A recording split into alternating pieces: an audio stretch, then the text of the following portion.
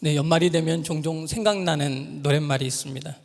사실 잘 몰랐는데 나중에 알고 보니까 이 노래가 제가 태어나던 해에 발매가 된 노래더라고요. 제가 나이가 그렇게 많은 것은 아닌데 왜 이런 노래가 이렇게 또 정감이 가는지 모르겠습니다. 아무튼 노랫말은 이렇게 시작합니다. 아마 여러분들 많이들 아실 거예요. 가는 세월 그 누구가 잡을 수가 있나요? 네. 흘러가는 시냇물을 그렇죠. 네, 죄송합니다. 네, 아기들이 자라나서 어른이 되듯이 슬픔과 행복 속에 우리도 변했구려.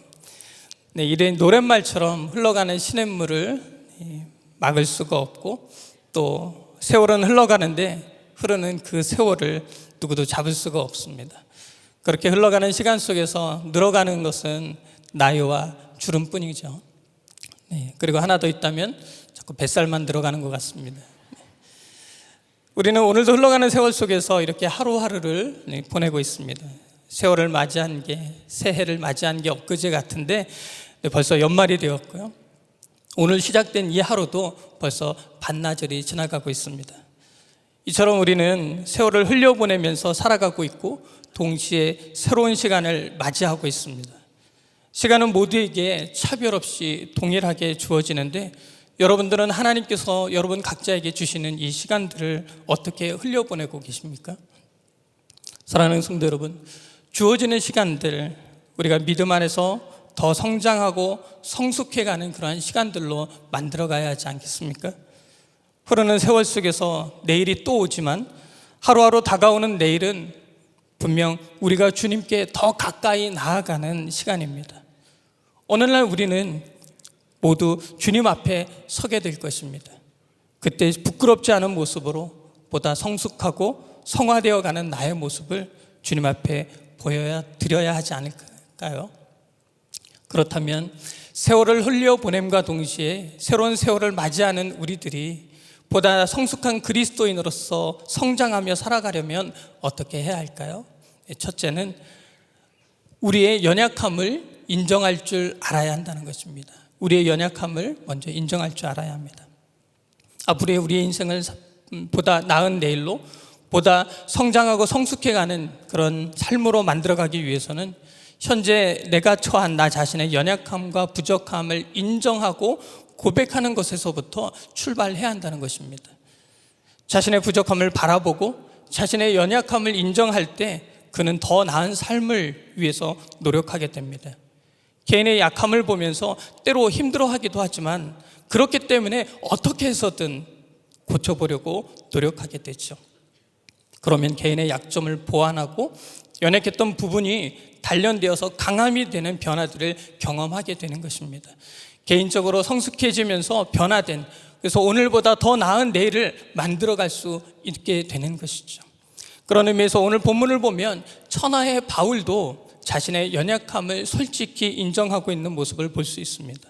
어떤 연약함이냐? 우리 21절부터 23절까지 함께 보도록 하겠습니다. 우리 21절부터 23절까지 같이 읽겠습니다. 시작. 그러므로 내가 한 법을 깨달았노니 곧 선을 행하기 원하는 나에게 악이 함께 있는 것이로다. 내 속사람으로는 하나님의 법을 즐거워하되 내 지체 속에서 한 다른 법이 내 마음의 법과 싸워 내 지체 속에 있는 죄의 법으로 나를 사로잡는 것을 보는도다. 네, 천하의 바울도 자기 안에 악함이 있다는 거예요. 여러분, 바울이 어떤 사람입니까? 빌립보서 3장 5절에서 6절까지 바울은 자신을 이렇게 소개했습니다. 나는 8일 만에 할례를 받고 이스라엘 족속이요 베냐민 지파요 히브리인 중에 히브리인이요 율법으로는 바리새인이요 열심으로는 교회를 박해하고 율법의 의로는 흠이 없는 자다라고 이야기했습니다. 바울은 스스로를 드러내면서 율법으로는 흠이 없는 사람이다라고 이렇게 소개했어요. 얼마나 철저히 율법을 지키면서 살아가라고 몸부림쳤으면 사람들에게 자신을 이렇게까지 표현하며 소개했을까요? 과거에는 히브리인 중에 히브리인이요 바리새인 중에 바리새인으로서 철저히 율법 중심의 삶을 살아갔습니다. 열심으로는 교회를 박해하는 일에 앞장섰던 사람이었죠. 그런데 부활하신 예수님을 인격적으로 만난 이후에 바울은 복음을 전하는 사도로 변화되었습니다. 오직 예수만 바라보고 오직 복음 전파의 사명만 쫓아가는 그런 사람으로 변화되었습니다. 예수 믿는 사람들을 잡으러 가던 그 열심과 열정이 이제는 예수를 증거하는 열정으로 바뀌었습니다. 지금까지 유익하다고 여겼던 그 모든 것들을 그는 배설물로 여겼습니다. 그렇게 이렇게 흠도 하나 없을 것 같은 바울도 여전히 자기 안에 감추고 싶은 악함이 함께 있는 것을 보았다라고 고백한 거예요. 로마서 7장 19절 말씀도 우리 함께 읽어볼까요? 같이 읽겠습니다. 시작. 내가 원하는 바 선은 행하지 아니하고 도리어 원하지 아니하는 바 악을 행하는도다. 네. 하나님의 선, 예수 그리스도의 선한 양심을 가진 자로서 이제 자신은 그리스도의 선을 행하며 살아가고 싶은데 그런 자신의 바람과는 다르게 자꾸 자신이 원하지 않는 그런 삶, 악을 행하는 그런 삶을 살아가게 된다라고 고백하고 있는 거예요. 바울의 이 고백이 지금 딱 우리의 고백 아닙니까? 우리도 하나님의 선하심을 닮아서 하나님의 선을 행하며 살아가고 싶은 마음이 굴뚝같지요. 그런데 자꾸만 하나님이 보시기에 싫어하는 악을 행하게 됩니다. 하나님 보시기에 부끄러운 모습으로만 자꾸 살아가게 됩니다. 여러분들 한 해를 시작하면서 어떤 마음으로 한 해를 시작하셨습니까? 혹 이런 다짐을 하며 시작하지는 않으셨습니까? 올해는 정말 하나님이 기뻐하시는 삶을 살아가야지. 더 경건하고 더 공동체 성경 읽기도 열심히 하고 기도도 잘하고 그런 삶을 살아야지. 더 많이 사랑하고 더 많이 배려해야지. 내가 이번에는 올 한 해는 내가 무조건 져주고 참고 인내하면서 살아야지. 섬김을 받으려고만 하지 말고 이제는 남을 섬기고 더욱 베푸는 삶을 살아가야지. 이런 다짐을 하지 않으셨습니까? 이제는 내가 부드럽게 예쁠 만만 하면서 살아야지. 항상 선한 눈빛으로 이렇게 바라보면서 항상 웃으면서 이렇게 얘기하면서 살아야지. 기선아 밥 먹어야지. 이렇게 얘기하면서 살아가야지 라고 다짐했는데 어느 순간 그 인간 얼굴만 딱 보면 그냥 화가 막 치밀어 오르고 속에 있는 그 쓴 감정들이 막 올라오고, 그렇죠? 기선아 밥 먹어야지가 아니라 야 밥 먹어 이렇게 외치면서 한 해를 보내오지는 않으셨습니까? 연말이 되고 뒤돌아보니 변한 것이 없습니다. 익숙한 대로 하던 대로 살아가게 됩니다. 발전은커녕 성숙과 성장은커녕 오히려 퇴보한 내 모습을 보게 되는 것 같습니다. 하나님이 기뻐하시는 그런 모습으로 살아가고 싶은데, 더 경건하고 더 거룩해지고 싶은데 그렇지 못한 모습들 때문에 부끄럽고 도망치고 싶은, 쥐구멍이라도 들어가 숨고 싶은 마음이 듭니다. 그래서 사도 바울도 24절에서 이렇게 탄식한 거예요. 오라 나는 곤고한 사람이로다. 이 사망의 몸에서 누가 나를 건져내랴. 이렇게 살고 싶지 않은데 자꾸 이런 모습으로 살아가게 되니까 그런 자신을 볼 때마다 너무나 부끄럽다는 것입니다. 그리고 스스로가 한심하고 한탄스럽다는 것입니다. 이제는 정말 빠져나오고 싶은데 스스로의 힘으로는 도저히 감당할 수 없고 잘 안 되니까 답답하고 힘들어서 누가 자신을 좀 도와줬으면 좋겠다라는 고백입니다. 천하의 바울도 이렇게 고백했습니다. 그래서 더 위로가 되는 것 같습니다. 그런데 바울은 이어서 자신뿐만 아니라 우리 모두가 그렇게 살아가게 되는 이유를 이어서 말해주고 있는데요. 그 이유가 바로 우리들 안에 있는 바로 죄 때문이라는 거예요. 우리 20절 말씀 같이 읽어보겠습니다. 20절입니다. 같이 읽겠습니다. 시작. 만일 내가 원하지 아니하는 그것을 하면 이를 행하는 자는 내가 아니요 내 속에 거하는 죄니라. 그렇습니다. 죄가 우리를 하나님의 의, 하나님의 선하심 가운데서 벗어나 계속해서 하나님이 싫어하는 일을 행하면서 살아가도록 만듭니다. 성도는 예수를 믿고 회개하여 죄사함을 받은 하나님의 거룩한 백성이 된 사람들이죠. 하지만 우리 안에 여전히 죄의 본성이 남아 있습니다. 그 죄의 본성은 사라지는 것이 아닙니다. 근데 그 죄의 본성이 계속해서 우리를 유혹하고 우리로 하여금 예수 안에서 벗어난 삶을 살아가도록, 본성대로 살아가도록 유도하는 것이죠. 그래서 마음 한켠에서는 하나님의 법을 따르고 싶지만, 이제 예수님 믿고 예수님의 말씀대로 내가 살아가고 싶지만, 때때로 죄의 본성의 그 강력함 때문에 우리는 무너지고 또 무너지게 되는 것입니다. 하나님이 싫어하는 모습으로 또다시 후회하는 삶을 살아가게 되는 것입니다. 여러분, 그것이 우리의 연약함입니다.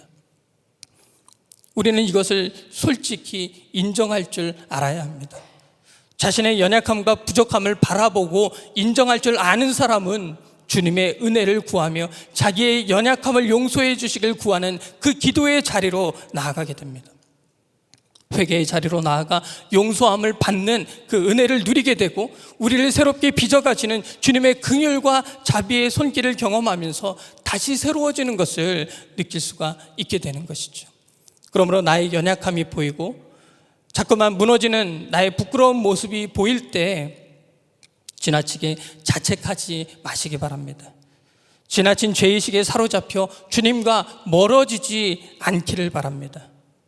그렇게 보이게 해주시고 또 알게 해주시는 것이 은혜임을 깨닫고, 그런 나의 연약함을 솔직히 인정하는 저 여러분 모두가 되길 소망합니다. 그리고 겸손히 주님 앞에 엎드려 주의 도우심을 구할 수 있는 우리가 되길 소망합니다. 그럴 때 하나님께서 그런 우리들을 긍휼히 여겨주시고 또 어루만져 주시며 새롭게 해주실 줄로 믿습니다. 더 이상 죄의 법에 노예가 되어 사는 인생이 아니라 예수님이 내 삶의 주인 되는 인생, 그리하여 주님이 기뻐하시는 온전한 삶을 살아갈 수 있도록 주님께서 우리의 삶의 걸음을 인도해 주실 줄로 믿습니다. 자, 흐르는 세월 속에서 우리들이 보다 성숙한 그리스도인으로 성장하며 살아가려면 어떻게 해야 할까요?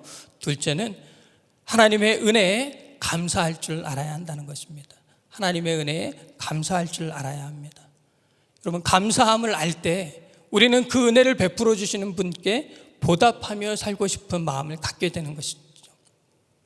자, 바울은 자기 안에 있는 죄의 법이 자기를 사로잡고 있는 것을 느꼈습니다. 좀처럼 빠져나오지 못하는 어려움을 토로하며 오라 나는 곤고한 사람이로다, 이 사망의 몸에서 누가 나를 건져내랴, 이렇게 탄식하기도 했습니다. 그런데 이어서 25절에서 바울은 이렇게 말합니다. 우리 25절 말씀 같이 읽겠습니다. 시작. 우리 주 예수 그리스도로 말미암아 하나님께 감사하리로다. 그런즉 내 자신이 마음으로는 하나님의 법을, 육신으로는 죄의 법을 섬기노라. 네, 자기 자신이 마음으로는 하나님의 법을 섬기지만 그러나 여전히 육신으로는 죄의 법을 섬기고 있대요. 그럼에도 불구하고 그는 하나님께 감사하다고 고백합니다. 예수 그리스도로 말미암아 감사하다고 고백했습니다. 무엇이 감사한 일일까요? 네, 예수 그리스도, 그분이, 그 구원자가 내 안에 계시다는 그 사실이 너무나도 좋고 감사한 거죠. 과거에 바울은 어떤 사람이었습니까? 아까 또 잠시 말씀드렸듯이 그는 예수를 믿기 전 교회를 핍박하고 그리스도인들을 잡아 감옥에 가두는 일을 사명으로 삼았던 사람이었습니다. 유대교를 따르는 바리새인으로서 기독교를 말상하는 일에 그 누구보다도 앞장섰던 인물이었죠. 그렇게 기독교인들을 잡으러 가던 어느 날 다메섹 도상에서 그는 부활의 주님을 만나게 됩니다. 바울은 그렇게 만난 예수님을 더 이상 부인할 수 없게 되었고 부활의 주님을 자신의 삶의 구주와 주님으로 영접하게 되었습니다. 그날 이후로 예수님은 바울 마음의 중심에 함께 거하시기 시작하신 것입니다. 여러분, 바울이 예수님을 믿고 영접하니 자연스럽게 무엇이 따라옵니까? 영생이 따라옵니다. 영원한 생명이 주어집니다. 이것은 주님께서 약속하신 것이죠. 요한복음 3장 16절에서 예수님은 분명하게 이렇게 말씀해 주셨습니다. 하나님이 세상을 사랑하사 이처럼 사랑하사 독생자를 주셨으니 이는 그를 믿는 자마다 멸망하지 않고 영생을 얻게 하려 하심이라. 요한복음 1장 12절에서도 말씀하셨죠. 영접하는 자 곧 그 이름을 믿는 자들에게는 하나님의 자녀가 되는 권세를 주셨다라고 말씀합니다. 그렇습니다. 예수 그리스도를 믿고 영접하는 자는 하나님의 자녀가 되는 권세를 얻게 됩니다. 뿐만 아니라 영원한 생명을 소유하게 되어 결코 멸망하지 않고 영원한 하나님 아버지의 집, 저 천국에 들어가 영원히 살아가게 됩니다. 예수 그리스도께서 우리들의 모든 죄악들을 다 짊어지시고 마땅히 우리가 받아야만 할 그 죄의 형벌을 대신하여 주님이 십자가에 달려 죽으셨기 때문입니다. 우리의 죄를 대속하신 예수 그리스도께서는 그러나 사망 권세에 이기시고 죽음 가운데서 다시 3일 만에 다시 살아나셨죠. 부활하셨습니다. 그 부활의 주님을 믿고 영접하면 우리도 주님과 함께 연합한 자가 되어서 우리도 부활에 동참하게 되는 것입니다. 이 땅에서 입었던 육신의 몸이 아니라 하늘의 신령한 몸을 입고 부활하여 하나님 나라에서 주와 함께 영원토록 왕노릇하며 저 천국에서 영원한 안식을 누리며 살아갈 수 있게 되는 것이죠. 여러분, 이 사실을 믿으시기 바랍니다. 나를 위해 대신 죽으시고 부활하신 예수 그리스도, 그분을 믿고 영접할 때 우리는 영원한 생명을 얻게 됩니다.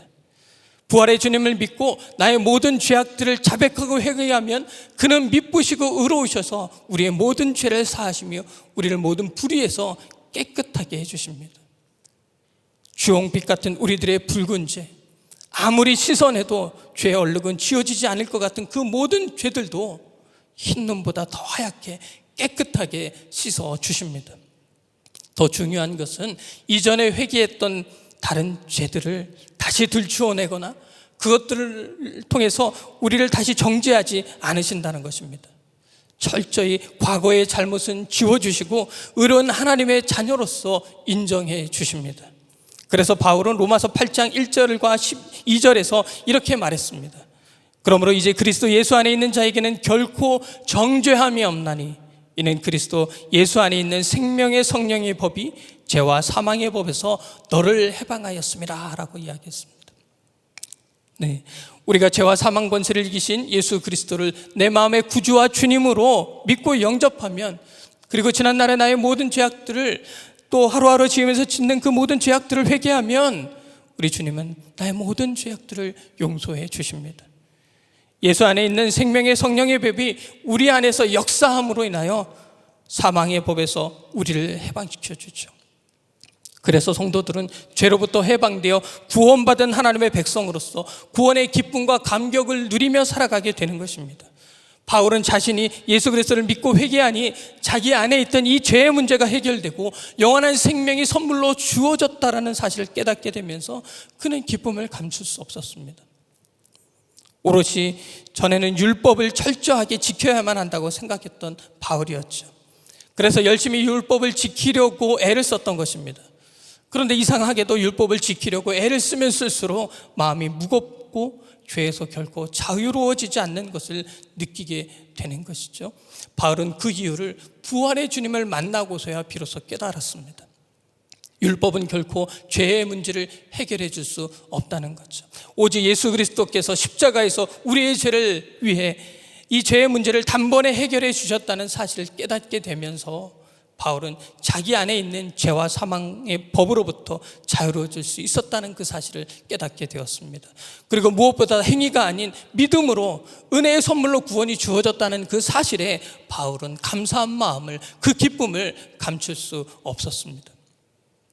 또한 죄의 본성이 여전히 내면의 깊은 곳에 존재하고 있으면서 끊임없이 자신을 향해 육신의 법을 따라 살도록 유혹하지만, 그래서 자기 안에 두 마음이 수시로 충돌하지만 오히려 바울은 그래서 감사하다고 고백한 것입니다.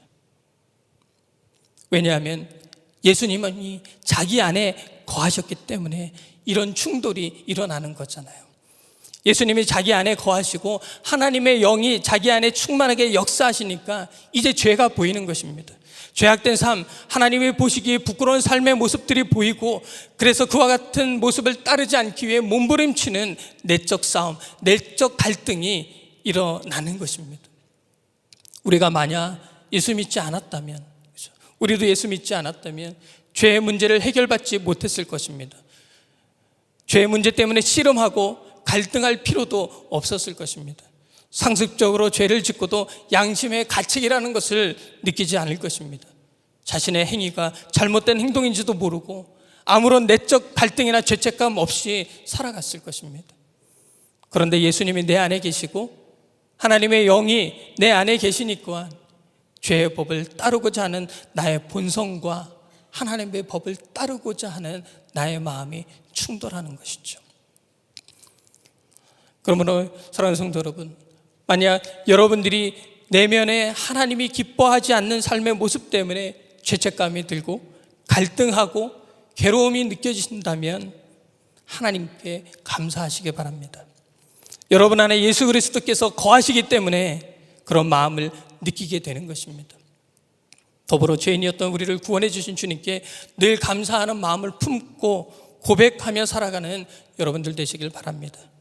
주님의 은혜를 기억하고 감사하며 살아갈 때 우리는 은혜를 베풀어 주신 주님께 보답하고자 하는 마음으로 주님이 원하시는 삶을 살아가려고 더욱 애를 쓰게 될 것입니다. 주님을 실망시켜드리지 않기 위해서 애를 쓰면서 그렇게 살아가게 될 거예요. 오늘 또다시 실망시켜드리는 모습을 보여드릴지라도 내일은 다른 모습으로 살아가고자 다시금 다짐하면서 힘을 낼 수 있게 될 것입니다. 그러므로 주님이 베풀어 주시는 은혜를 기억하면서 매일매일 주님을 향한 감사의 고백을 표현하며 살아가는 여러분 모두가 되시길 간절히 소망합니다. 하나님 보시기에 더 나은 내일을 만들어 가려면 우리 어떻게 해야 할까요? 셋째는 성령님의 도우심을 따를 줄 알아야 합니다. 성령님의 도우심을 따를 줄 알아야 합니다. 예수님을 영접하는 사람에게는 하나님의 영이신 성령님께서 임재하시고 또 늘 동행하십니다. 여러분 이 사실을 믿으시기 바랍니다. 여러분 곁에 지금 성령님이 함께하고 계십니다. 여러분이 교회의 문을 열고 나가서 집에 계실 때에도 삶의 자리에서도 성령님은 늘 여러분과 함께 하시고 동행하고 계시다는 이 사실을 잊지 마시기 바랍니다. 예수님께서는 인류의 구원의 길을 완성하시고 부활 승천하실 때 성령님을 보내주시겠다라고 약속하셨죠. 요한복음 16장 7절 말씀입니다. 우리 같이 읽겠습니다. 시작. 그러나 내가 너에게 실상을 말하노니 내가 떠나가는 것이 너에게 유익이라. 내가 떠나가지 아니하면 보혜사가 너에게로 오시지 아니할 것이요 가면 내가 그를 너희에게로 보내리니. 네, 약속의 말씀대로 예수님 부활 승천하신 이후에 함께 모여 기도하는 주님의 제자들에게 성령님이 뜨겁게 임하셨습니다.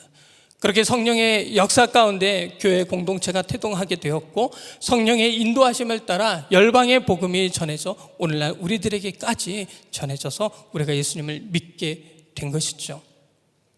아무튼 성령 하나님께서는 주님을 믿는 성도들 가운데 이렇게 본격적으로 임하시고 함께 하시면서 주님의 구원의 역사를 이루어 가십니다.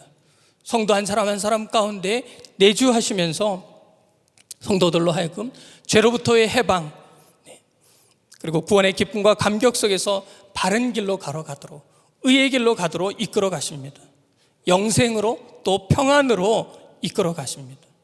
로마서 8장 5절과 6절에서 보면 바울은 이렇게 이야기했습니다. 우리 함께 읽겠습니다. 시작.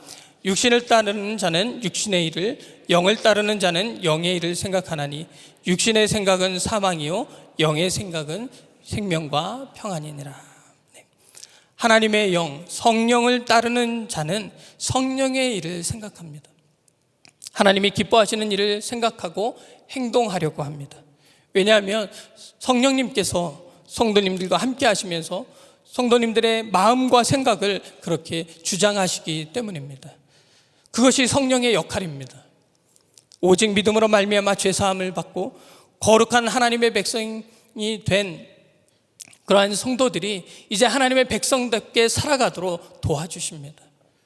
더 이상 죄악된 행동을 하지 않도록 막아주시고 수많은 유혹에 넘어가지 않도록 지켜주십니다.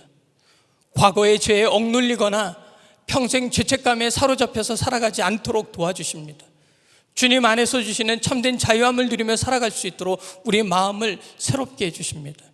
때로 죄의 올무에 걸려 넘어져도 그 유혹에 걸려서 또다시 넘어져도 나를 감싸고 있는 그 죄의 사슬을 보게 해주십니다. 그리고 돌이켜 회개하고 다시금 일어나서 하나님 보시기에 기뻐하시는 삶, 바른 삶을 살아가도록 우리를 이끌어 주십니다. 나의 부족함과 나약함을 보면서 낙심하고 절망하며 주저앉아 있는 것이 아니라 다시금 힘을 내어 일어설 수 있도록 앞으로 전진해 갈 수 있도록 힘과 능력이 되어 주십니다. 주님 앞에서 다짐하고 결단했지만 온전히 다 실천하지 못했다 하더라도 포기하지 않고 새롭게 다시 결단하며 다시 시작할 수 있도록 격려해 주시고 응원해 주시는 분이 바로 우리와 함께하고 계시는 성령 하나님이십니다. 그러므로 나 자신을 죽이고 더욱 나와 함께하고 계시는, 나를 도우시고 나의 걸음을 이끌어가고 계시는 성령 하나님의 그 도우심과 인도하심을 따라 살아가야 하는 것입니다. 그래서 바울은 로마서 8장 12절과 13절에서 이렇게 말했습니다. 우리 같이 읽겠습니다. 시작. 그러므로 형제들아, 우리가 빚진 자로 돼 육신에게 져서 육신대로 살 것이 아니니라. 너희가 육신대로 살면 반드시 죽을 것이로되 영으로서 몸의 행실을 죽이면 살리니. 아멘. 네, 우리가 빚진 자이지만 결코 율법의 빚진 자가 아니라는 것입니다. 구원을 얻는 데 있어서 율법의 빚을 졌다면 우리는 율법을 반드시 지키며 살아가야 할 것입니다. 하지만 우리는 율법의 빚을 진 사람이 아니라 예수 그리스도의 십자가 사랑, 그 복음의 빚을 진 사람입니다. 따라서 육신의 정욕을 따라 육신대로 본능대로 사는 삶이 아니라 우리를 구원으로 인도해 주시는 성령 하나님의 인도하심을 따라 나를 죽이고 성령 하나님께서 이끄시는 대로 순종하며 살아가야 한다고 바울은 말하고 있는 것입니다. 그러면서 14절에서 무릇 하나님의 영으로 인도함을 받는 사람은 곧 하나님의 아들이라 라고 그래서 이렇게 이야기했습니다. 그렇습니다. 성령의 인도함을 받는 사람은 그가 하나님의 자녀임에 틀림없습니다. 역으로 그가 하나님의 자녀라면 마땅히 성도는 하나님의 영이신 성령의 인도함을 받으며 살아가는 사람이 되어야 합니다. 보혜사 성령님은 그렇게 성도들을 돕기 위해 이 땅에 우리들 가운데 오신 분입니다. 그리고 우리들이 마침내 하나님 나라에 들어갈 때까지 우리들 곁에서 끝까지 우리 삶을 책임지시고 우리가 바른 길로 걸어갈 수 있도록 하나님 나라를 향한 그 의의 길, 믿음의 길을 온전히 걸어갈 수 있도록 도와주실 분입니다. 우리들의 성령의 열매, 즉 사랑과 희락과 화평과 오래 참음과 자비와 양성과 충성과 온유와 절제를 온전히 행하며 살아갈 수 있도록 성령 하나님께서는 우리를 그렇게 도우실 것입니다. 올 한 해 성령의 열매들이 내 삶에 풍성하게 맺혀지지 않았다 하더라도 너무 실망하거나 스스로를 깎아내리며 자책하는 그런 성도님들 되지 않기를 소망합니다. 내년에는 더욱 성령의 도우심을 기대하며 여러분 자신을 더욱 성령님께 맡기시길 바랍니다. 날이 저물어 갈 때, 빈들에서 걸을 때, 그때가 하나님의 때입니다. 내 힘으로 안 될 때, 아무리 노력해도 좀처럼 변화가 잘 이루어지지 않고 달라지는 것이 없어서 마냥 빈손으로 걸어가는 것처럼 느껴질 때, 여러분 그때가 성령 하나님께서 역사하실 때라는 사실을 기억하시기 바랍니다. 그리고 여호와의 일에 준비해 놓으신 그 은혜들을 우리가 누리는 때라는 그 사실을 여러분 꼭 기억하시기 바랍니다. 그러므로 우리의 육신의 생각과 몸의 행실을 죽이고 더욱 성령 하나님께 우리 자신을 맡기며 살아갈 수 있기를 간절히 소망합니다. 늘 우리를 도우시기 위해서 우리 곁에서 함께하고 계시는 성령님을 의지하며 살아갈 때 성령님께서 친히 우리 안에서 활발하게 또 충만하게 역사에 가실 줄로 믿습니다. 날마다 우리를 새롭게 하시고 하나님 앞에서 부끄럽지 않은 모습으로 살아갈 수 있도록 그렇게 우리를 도우시며 이끌어가 주실 줄로 믿습니다. 로마서 12장에 가면 사도 바울은 성도들을 향해 이렇게 권면하는 것이 나옵니다. 로마서 12장 9절에서 18절까지 말씀인데요, 긴 말씀이라 제가 빠르게 읽어보도록 하겠습니다. 사랑에는 거짓이 없나니 악을 미워하고 선에 속하라. 형제를 사랑하여 서로 우애하고 존경하기를 서로 먼저 하며 부지런하여 게으르지 말고 열심을 품고 서로 주를 섬기라.